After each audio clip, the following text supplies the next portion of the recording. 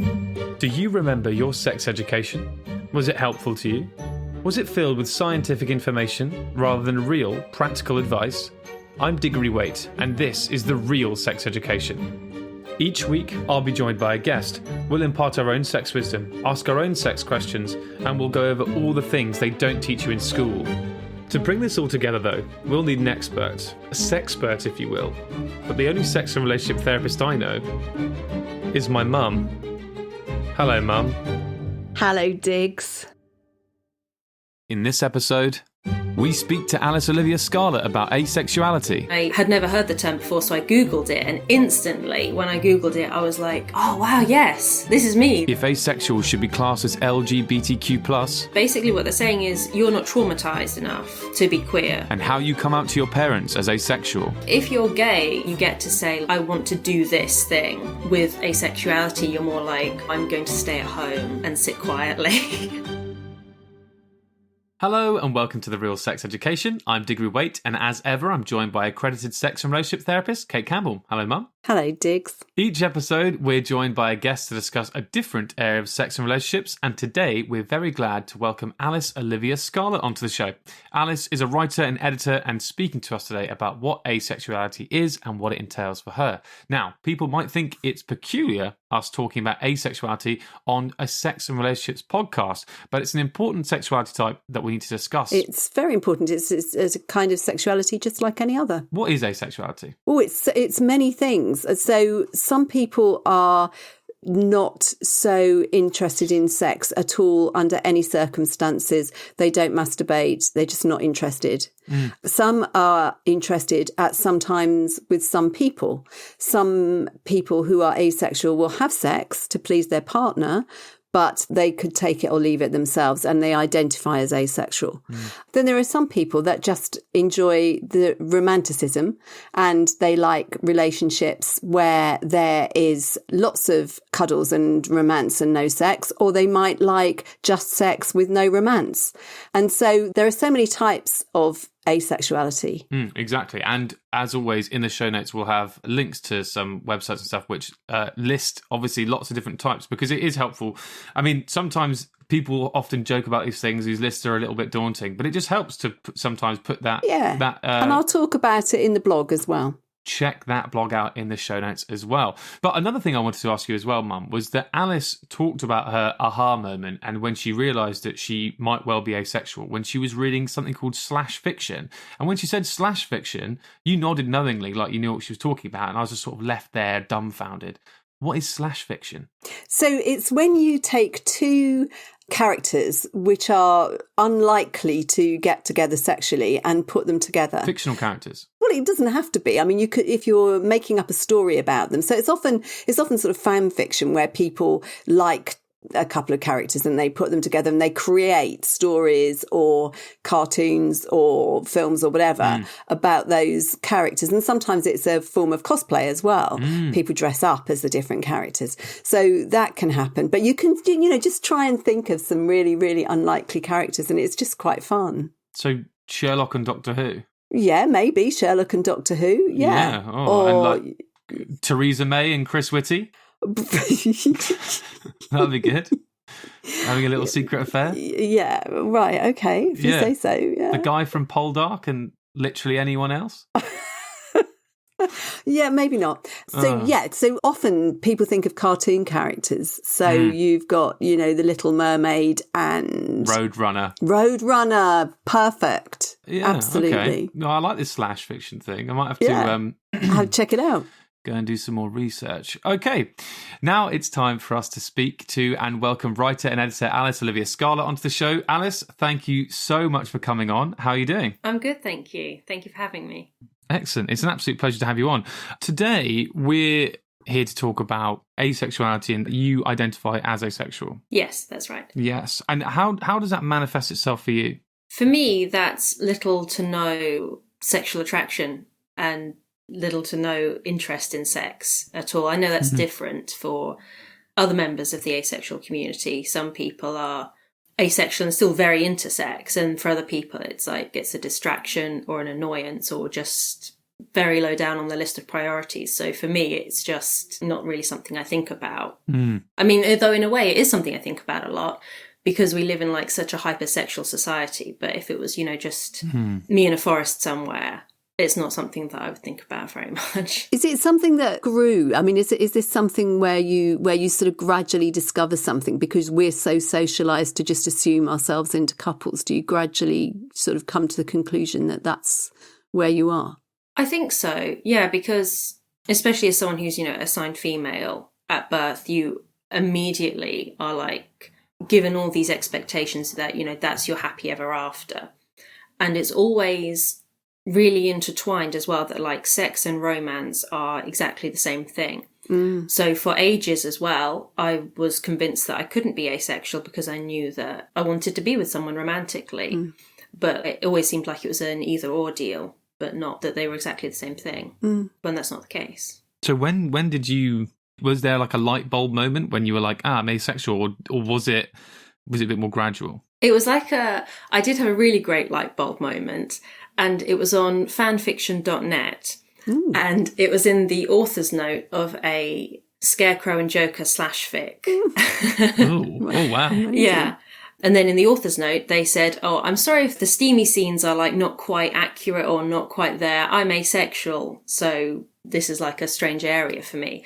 And I had never heard the term before, so I Googled it. And instantly, when I Googled it, I was like, oh, wow, yes, this is me. Then that was my light bulb moment. Yes, that is so interesting because it just makes us think this is not something that's discussed very much at all, which is why we are so thrilled to be talking to you, because there's no education about this at all. It's a mystery to most people, isn't it? Yeah, definitely. I mean, I don't want to say that I had a harder time of it, but I think because I come from a Christian background, and when that is your only source of information about sex, and it's kind of steeped very much in the religious idea of abstinence, then that kind of makes it even harder. Yeah. Because then you kind of have this inbuilt thing that says, no, it's actually good that you don't want to go out and fornicate, as it were. Yeah. Whereas perhaps in a more secular environment, it would have perhaps been more apparent earlier on, maybe. I mean, I don't know, I can't say, but I think that definitely influenced how I viewed myself and my sexuality, just that religious influence upon it. And maybe at a different time in history, you might have paired up with someone and then been told, switch it on now. All that abstinence has been great. Now you need to be sexual. Yeah, definitely. Asexuality doesn't for a lot of people, right? It doesn't mean a complete shut off of sex. It might just mean that it happens, or can an asexual person go out with someone who isn't asexual? I mean, that's a question that I think a lot of asexual people really struggle with. I'm in a few communities online and on Facebook, and the question that gets asked so often is, can that happen? Can an asexual and a non-asexual person be together? And I mean, some of the stories that are told there are heartbreaking, and the level of trauma that exists within the asexual community is really terrible, because you get active acts of trauma where it'll be, someone's partner is like, oh, I can fix that, and won't take no for an answer. And then it turns into a kind of corrective assault. Oof. And then that's on the one end. And then on the other end, it's not as extreme as that, but it's still just as damaging, because it boils down to a partner saying, well, no, I'm going to leave you. We've been together for, 20, 30 years, and you've just discovered this about yourself, and that's a deal breaker for me. And all the other parts of the relationship just vanish away to nothing. And the person feels, completely reduced to this one bit about them, and their whole personality is just nothing in comparison. So I think that's probably like one of the biggest things that the community does struggle with. Well, I mean, some of the people that I see are having sex and actually enjoying having sex, but what they say is, I'm doing it for my partner, but I wouldn't bother with it if they weren't bothered. Yeah. It's really awkward, because you've got that, well, is this properly consensual, or what's going on here? And they seem cool with it, but you can never be sure. It always feels a little awkward. Yeah, I think that's the kind of thing that you have to take on a case-by-case basis, because attitudes towards sex just differ so much. One asexual, it might not be entirely consensual because the idea is like repellent to them. And then for someone else, it might be like, it might be like, I really like Lord of the Rings. And my partner does not like Lord of the Rings. But at Christmas time, we watched the first Lord of the Rings film. And that was clearly like a gesture that he made for me that didn't cost him a great deal. And I like to think he benefited from it as well. So for one person, it might be, this is a gesture that I can make and it doesn't cost me that much. And I know it's really going to bring happiness and satisfaction to my partner. And for someone else, it would be like, no, like this would be an absolute betrayal of myself. And if I engaged in this, it would be like, it would be traumatic. It would be giving away a part of myself that I can never get back. And that's definitely not something that goes into making a healthy, happy relationship for me. So that's, again, why it's so complicated, because everyone is so different. And it's so common. I mean, I see loads of couples where this is exactly what happens. And it's really interesting to sort of talk to them about how great the relationship must have been, that this person who has been conforming in a way that they felt they had to suddenly is empowered to recognise what they really feel and say, OK, I'm asexual and there I draw the line. And then you have to obviously negotiate the relationship going forward, but it often is negotiated extremely successfully. But what's so awful is when people don't see that and they say, well, you've just decided to switch off from me, it's rejection, that's it. And they don't see asexuality as asexuality, as a new word, sexuality, because it is one just as much. And it's often the case that people have to go through a long, lovely relationship in order to discover what they really feel. But wouldn't it be great if we could just sort of recognise it earlier and not have all that trouble? Yeah, definitely. I mean, that's another thing. Like, how soon do you disclose this? Because if that is going to be a deal breaker, 6 months down the line or 20 years down the line, it's important to get that out in the open as soon as possible, I think. And do you think, coming from that Christian background that you mentioned earlier, was it harder for coming out? I think so. I mean, I made like a tiny kind of small post on Facebook about it, but I never had to, sit down and like have the conversation. Like, it would be too anticlimactic. Like, if you're gay or, a lesbian or anything else, then you get to say, like, I want to go forth and I want to do this thing. Whereas with asexuality, you're more like, no, I'm going to stay at home and sit quietly. Yeah. If you come out and say, Mum, Dad, I'm gay, that means that I might well bring a man round for Christmas one year, or a few years, or, that sort of thing. Whereas some asexual people, they may well still bring a man home for Christmas, but you might think that they're just not having any sex or as much sex as other people, potentially, because you can still be romantic, right? Yeah. Not all people who are asexual are aromantic. Oh, definitely. I mean, I have a partner and I love him very much. When you do have that split divide between asexuality and aromanticism, the conversation perhaps feels a little more vulnerable, because it's way easier to talk about romance than it is about sex. So if you are able to say, Mum, Dad, I'm gay, then you can talk about, I love this person very much. I love this guy. I love this girl very much. Whereas with asexuality, it instantly goes to a different place, and it's way more, it is way more intimate. And that's not really something you want to talk about with your parents. Yeah. Well, present company accepted. Yeah. It is emotionally draining to have to come out over and over again. And it's not even just like a coming out, like the Mum, Dad, I'm gay. People instantly know what you mean. Whereas, hi, new person who I've just met, I'm asexual. It's so much more complicated, and it goes on for so long. And by the end of it, it's like, are you willing to invest that much emotional energy in this conversation, which feels like most of the time it's going to end in rejection anyway?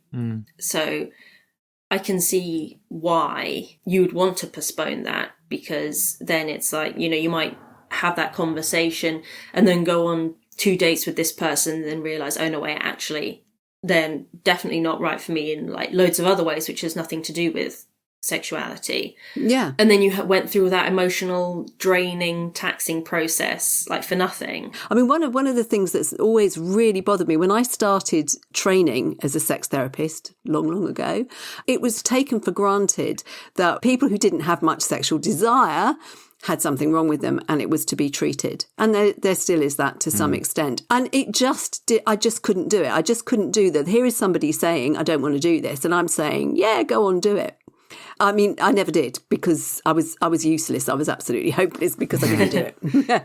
Because it just didn't feel ethical ever. And it felt much more interesting to discover what they wanted and what did work, rather than forcing people into something that doesn't. And I think that's what society kind of does, doesn't it? It just says, this is what you're supposed to be like, get on with it. Yeah. Oh, yeah, definitely. I mean, do you find that you're under any pressure from just friends or other people who don't understand? Not so much friends, because I guess my friends are great. But with therapists, I've had some really great therapists and counsellors, but also there has been the kind of, it's not said outright, but a bit like, you know, you kind of just need to like grit your teeth and think of England kind of mentality. No. Yeah. I mean, I'm glad it wasn't said directly to me, but that kind of undercurrent, I think, is everywhere because it's seen as normal and it's seen as necessary. And, you know, there are still guys, I've, you know, spoken to guys who are like, you know, this is like a basic human right. And also this is something that I need on the level of like oxygen, food and water, which isn't helpful at all. And even if people don't say that outright, there is still the assumption that, yeah, you have to have this and it trumps everything. And it's the most important part. And I mean, maybe for some people, it is a big part of their relationship, but I think it would be strange if any healthy relationship had sex as the fundamental thing in it, the thing that went above everything else, like more than talking, more than just having a good time, more than just, you know, liking the person. Yeah, I guess with all things, it depends on what it means to you. And a lot of people use sex as evidence that somebody cares about them. And that's why it's so important. So it's not really the sex. I mean, although I'm sure there will be loads of people who say, oh, yes, it is. But there is also an awful lot about what it signifies and what it means to the person. That's really important. Yeah, definitely. The feeling of, I think, being seen that people equate with sex. Yeah, that is very important. And I suppose if you think of sex as the end product of a lot of communication and a lot of tenderness and emotionality, then yeah, it is great. And then you could say that is a very important part, but it's never discussed in that kind of, with that kind of nuance. It's always just, this is the thing and you've got to have it and that's it. We often try and make that distinction between, you know, being intimate doesn't always just mean having sex, because I think that's the important thing, you know, like it's you and someone else and you feel close, but it doesn't have to be necessarily like a sex thing, and it can still be intimate, you know, and romantic. Yeah, like it's when intimacy gets confused with sex, and especially when it's just the, you know, very heteronormative penetrative sex, which is like a whole other conversation. It's not a bad conversation though, because so many people think things are okay. I mean, especially a lot of men. So I'd hate to sound so genderist about this. Women too, but people think that if they're having sex, the relationship's okay. So they'll coerce for sex to prove that the relationship's okay, which actually proves it isn't. But they'll do that and then say, phew, we're good, because we're still doing that thing. And it proves I'm all right, and it proves I'm a man or woman or whatever. It proves, and it's used so inappropriately, sex. Well, it kind of reminds me of what you were saying before, Alice, about how, you know, guys in the past or people in the past have been like, you know, sex is like a fundamental human right and that sort of thing. And it reminded me, and again, this is a bit embarrassing, but a video I saw on TikTok the other day, and it was a video about this girl, and she was being like, I've just discovered that like blue balls isn't necessarily real. And blue balls, for people that don't know at home, blue balls is this like phenomenon about how like if you've been like sexually aroused and you're a guy, but you don't finish, you don't ejaculate, then you've got all this sperm ready to go, and you need to have sex to get that out. Otherwise you're going to be in pain, it's going to be awful. So she was doing this video and being like, you know, I've just found out this doesn't exist. And the comments were flooded with other people mostly girls being like, I thought this was a thing. I thought this was like a real important thing. And I was letting my boyfriend do this and that and making sure and it was awful. And they all felt like they'd been completely duped. And I'm not saying it doesn't exist. Maybe it does. All I'm saying is if it's that important, go elsewhere, go to the toilet, sort yourself out or whatever. And it's that sort of thing. So there definitely is that element to sex where it's used in that way. Yeah, which is awful, isn't it? Definitely. I've had the blue balls thing said to me. There you go. Yeah. Have you ever seen one? This is what I want to know. Has anyone ever actually witnessed a blue ball? No. I don't know why people fall for it.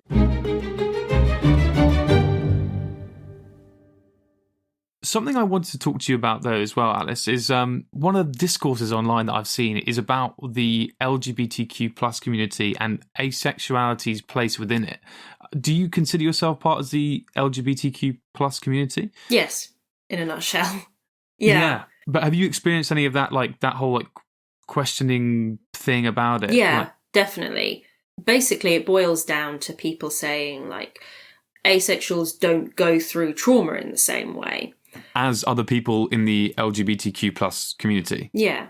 And I do see this point because if you are asexual, like taking myself as an example, my partner is a man. So I can walk down the street with him and I can hold his hand and be in public with him and no one's going to shout at us or, we're not going to suffer violence because of that.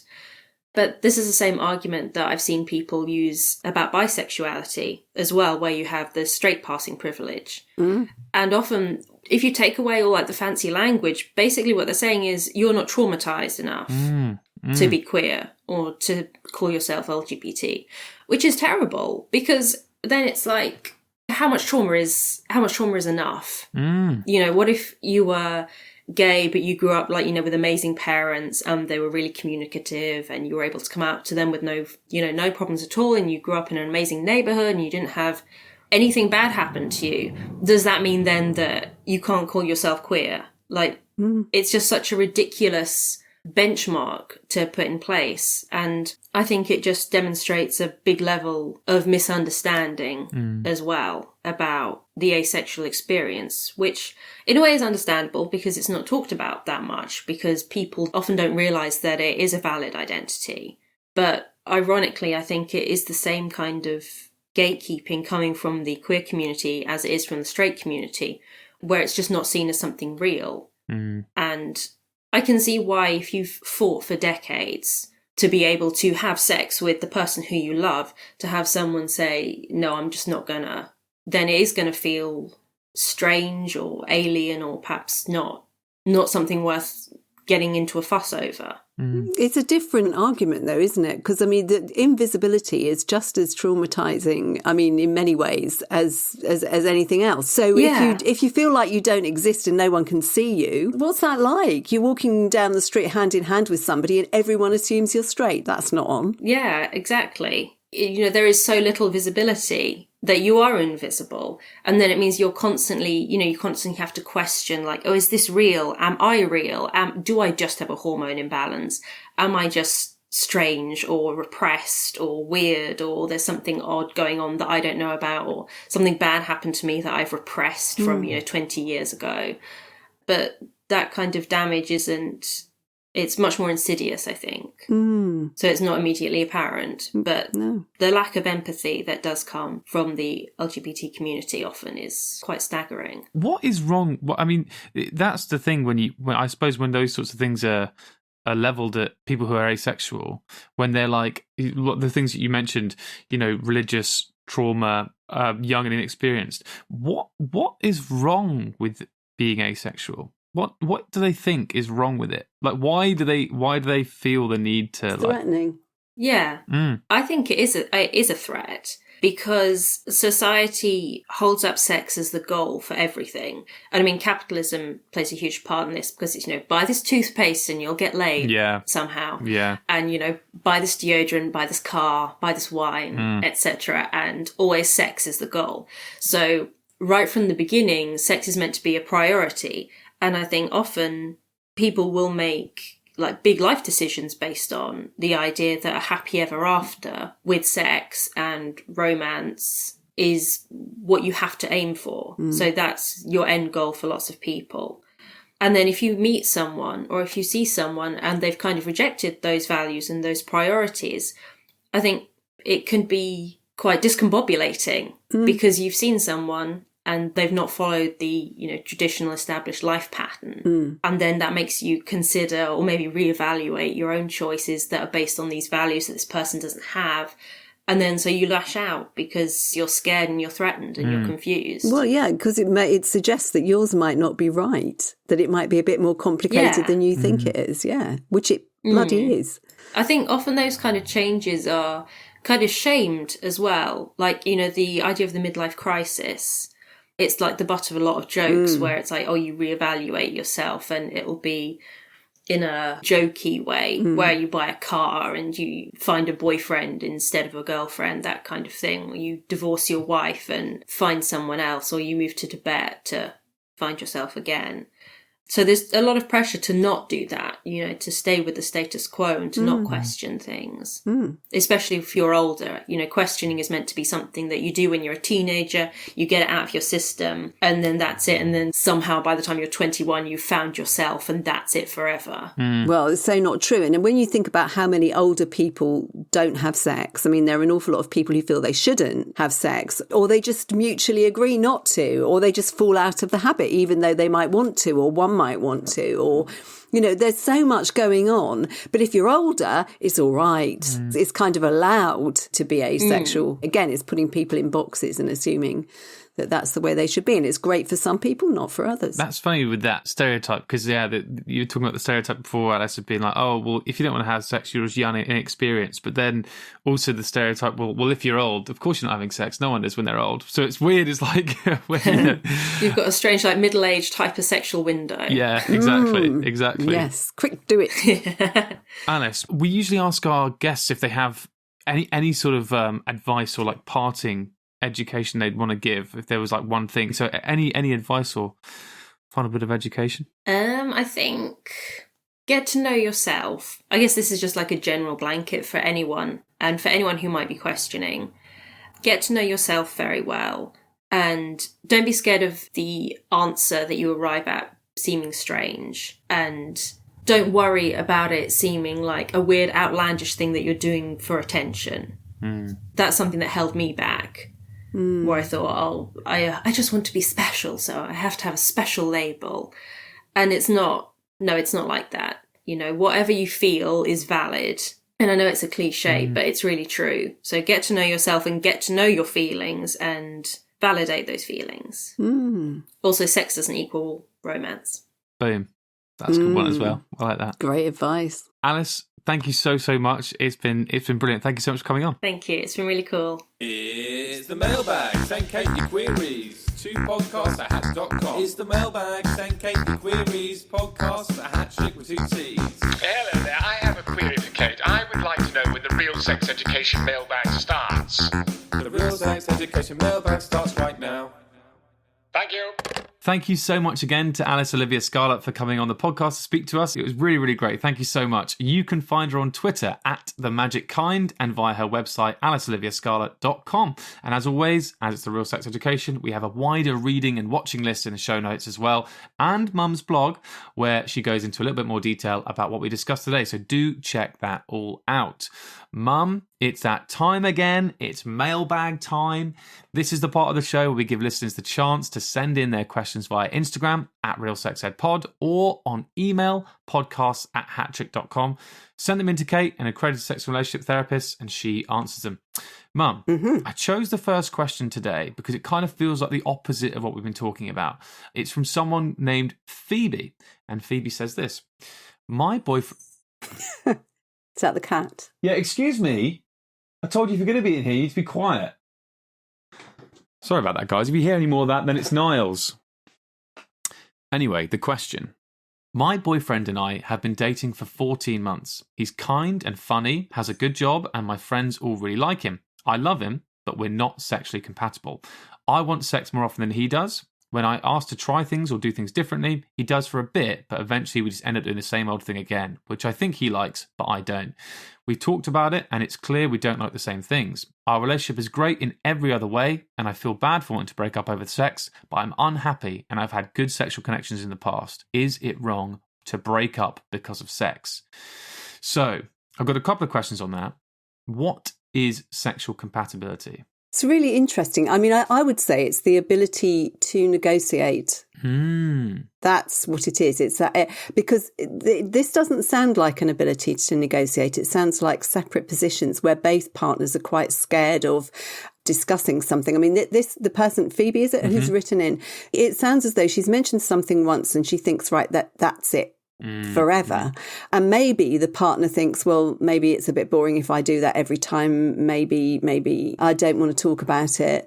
The partner might like it as much as she does. Who knows? But they're not really discussing this, are they? She's taking one position. He sounds as if he might be a bit scared too. She says our interests are completely different. How does she know that? Because if they're not talking that much, how can she be so sure? When I asked to try things or do things differently, he does for a bit, but eventually we talked about it and it's clear we don't like the same thing. So to be fair, she does say they talked about it, but I mean, yeah, the extent to which they have maybe is in question, but let's pretend that they have. You know, what if they've talked about it and he's just like, no, I'm just not into that. And similarly, she's like, well, I'm not into what you're into, whatever. You know, what happens then? Yeah, well, I mean, sometimes there are ways around it. So sometimes some sort of role play works. Or maybe that's what she wants to try.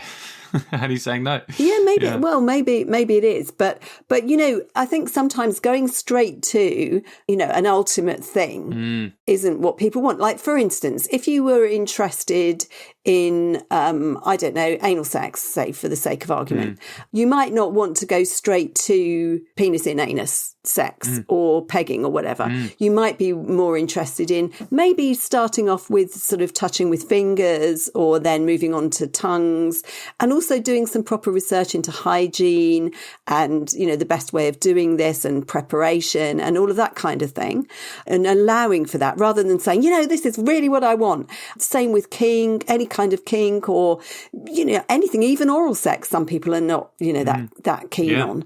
It's just a preference. Now, there are some things, I mean, I'm sure you and most of the listeners and myself, we all have areas where we just are never going to go. There are some things where we're just going to say, no, and there's no point in going on about it because they're not going to go.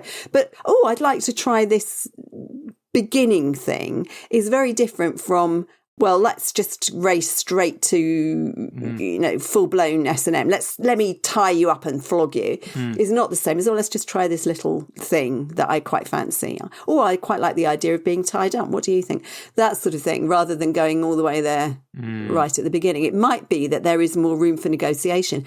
Another negotiation is, of course, to fulfill those needs in a different relationship. And some couples manage to do that. If there are things one likes and the other one doesn't, you know, they do that. So a form of polyamory. Yes. Or other people to just say, okay, well, that's an interest that I will not be able to indulge in this relationship.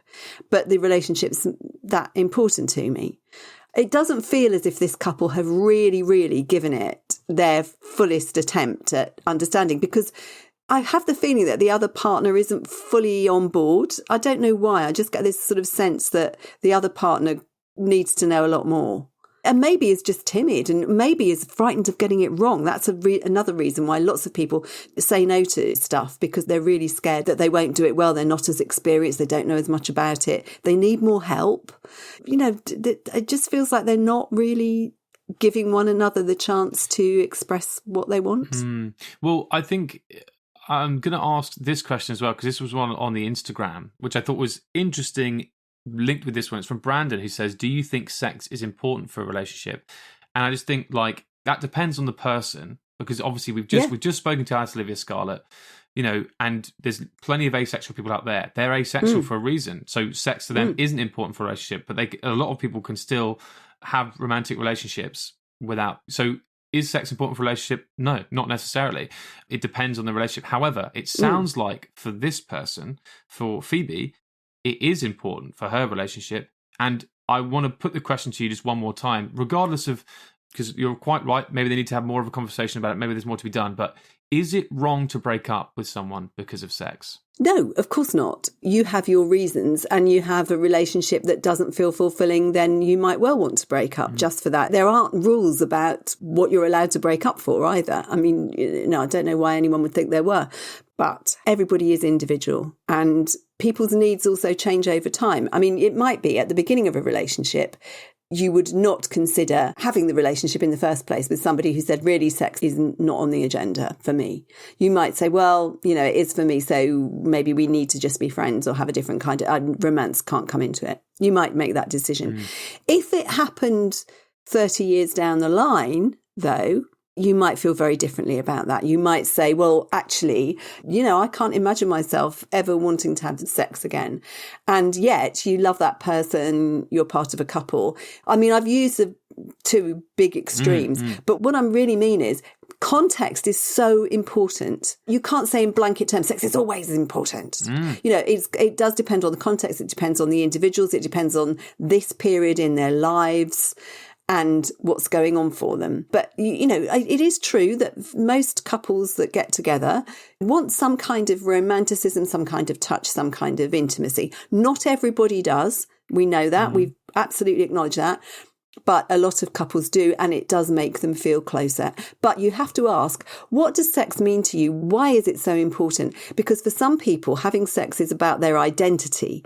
And they feel if they're not having sex, they think there's something wrong with them. They compare themselves with other people who they think are having sex. And they think if I was a proper man, if I was a proper woman, if I was a proper person, I would be having more sex. And if I'm not having sex with my partner, it means that they don't like me enough, or I'm not good enough, or I'm not, all of that sort of thing. So work out as well why sex is so important to you, what sex actually means. And then you stand more chance of getting your needs met.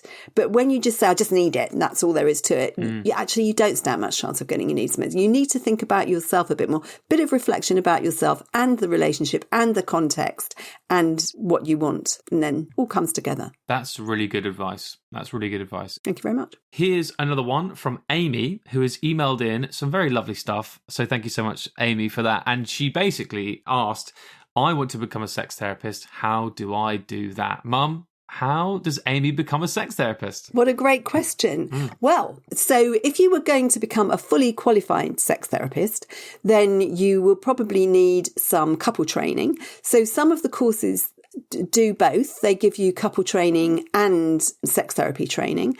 But I'd actually say that the fully qualified sex therapist training gives you the equipment to start your journey, your career, but then you add to it and add to it and add to it over a long time. So what I would say is if this is something you're going into, you're probably going to be wanting to do a lot more training. And there are many courses available, and they are available via the College of Sexual and Relationship Therapy's website. There's a list on there of the courses which are accredited by the college.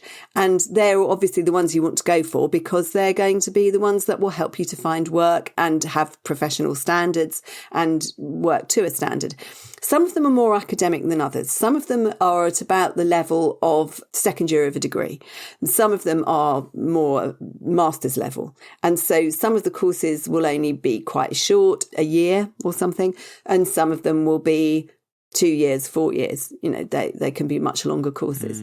So check them all out and think about what the contents of the course is, whether they meet your needs. Some people are already working in relationship therapy, so they already have lots of skills. They're able to talk to people about sex, but they want a bit more.